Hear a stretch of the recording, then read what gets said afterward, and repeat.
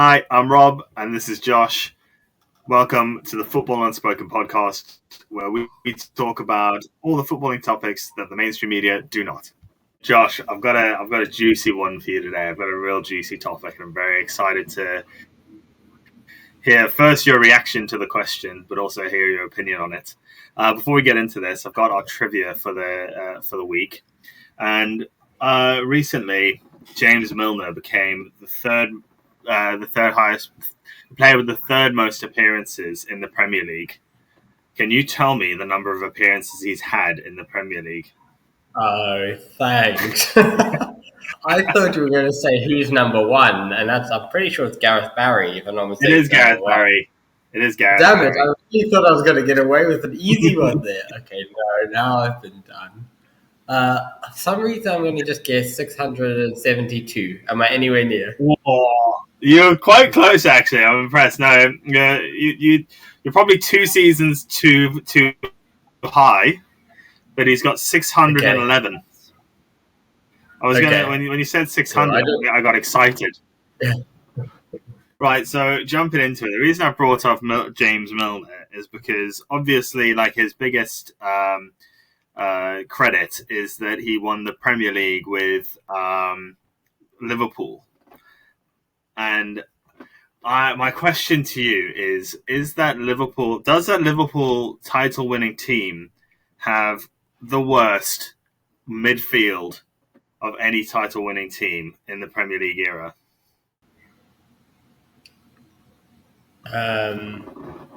So who were their mainstay midfielders? Was Wijnaldum, Henderson, and who? Henderson, And Keita. Fabinho. That was, and Keita. Yeah, that was the main thing, and then there was Fabinho was there, and then Keita and Milner were the other two. There's an obvious caveat here of Leicester. There is the obvious caveat. I hadn't even got there. If you hadn't mentioned that, I wouldn't even thought that. Okay. So, unfortunately, I think it's a resounding yes, but I'm going to extend and say that it was probably a good utilization of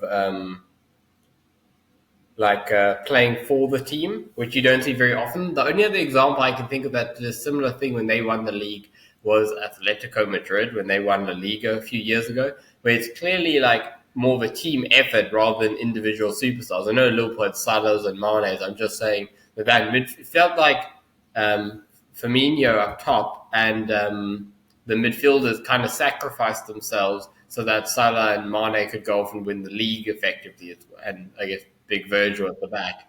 But that's kind of how the tactics of that Liverpool team seem to operate. Where if you look at all the other, you look at Man City, we're winning the league for years.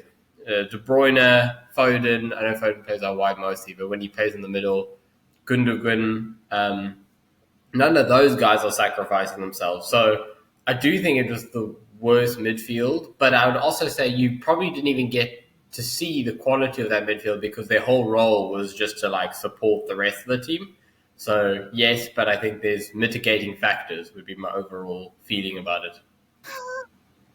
Because I was gonna say I was kind of hoping you were gonna go a different way with that, because I was gonna bring up guys like, because the one thing I do agree with you is that there's no real superstar in that midfield, but now I'm gonna have to flip my argument here. Because there's no real superstar, then surely that means that those that midfield team, because you're going back, you're looking at teams that had Frank Lampard in them, Steven Gerrard in them, Paul Scholes. Like there seemed to be one central midfielder, and then because of that one central midfielder, it seemed like the other players kind of were able to cruise in a way. But when you look at that. When looking at that Liverpool midfield, I understand that you wouldn't say Fabinho is better than like Rodri, or Jordan Henderson's better than De Bruyne. But surely, because of the way they interplay, because they interlock, surely you've got to say that they have to be one of the best midfields in the league then, because they played off each other so well, being able to adapt their roles to how they're playing. Yeah, I would say they were the only midfield who would have been able to do what they did in terms because you saw as soon as that midfield started breaking up, how exposed Liverpool started getting behind the fullbacks. I mean, last season when they didn't do very well, I believe that was fully due to the change of midfield personnel and maybe not having those consistent players. Henderson getting older, Fabinho getting older too. You suddenly saw them getting exposed in the fullback positions where that was never a thing before. And I don't think they got more attacking Liverpool. Even when they tried to play a bit more defensive, they still got exposed there, which I just think no other midfield defensively could have done the job across the three midfielders that Liverpool team was able to in that season. All right, so I'm trying to get a straight answer out of you. It's like talking to a politician. No. We're on the fence here today. We're on the fence. No, I want to straight answer because I mean, my initial reaction was going to be 100% no, and I started looking back through the teams, and I even looked at Leicester, and I was like, to be honest, you can look at guys like N'Golo Kante, and I mean, Riyad Mahrez is more of a winger, to be fair, but like those guys have gone on to be proper world class players. Like you wouldn't look back at N'Golo Kante and be like he's not a world class player, but like you look back at that Liverpool midfield and they're not a world. I wouldn't call any of those players world class. They're not walking into your Barcelonas, your Real Madrids, your Man Cities, are they? Realistically, they're probably bench players, rotation players. They're not going to go there and start. So that's why I'd go there. So my answer is almost a hardline resounding. They are the worst, if not one of the worst, midfields to ever win a Premier League. But I'd like to. What, are you going to give me a hard line, or are you going to stay on the politician's fence, boy? No, my hard answer is yes, they're the worst midfield to win the league, but there's something impressive about that, and I don't think Liverpool couldn't have won the league without them, which doesn't. I'm going to restart.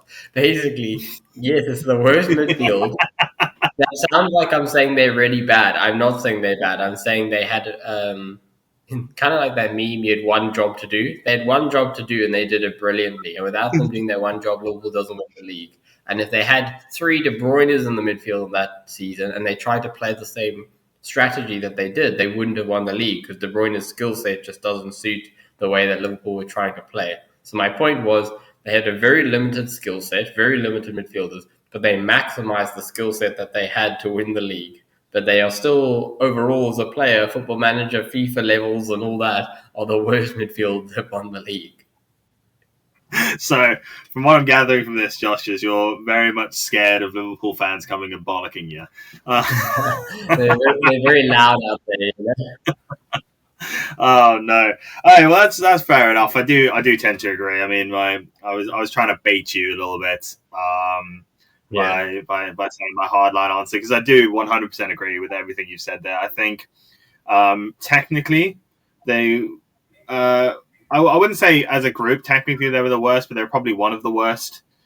Just in their passing range, their dribbling ability, that kind of stuff. But they made up for it so much with mentality, like their positioning, their movement, their understanding of the game. It's just all five of those players, like not even just the main three, but all five. You have James Milner coming on, and he can play every position on a Premier League pitch, and that's outstanding. And Naby Keita came in, and he understood the game. So I think there's definitely something to be said for the mentality that those boys had. But yeah, I did try and bait you in. So I appreciate your politicking and making sure that you didn't get baited too.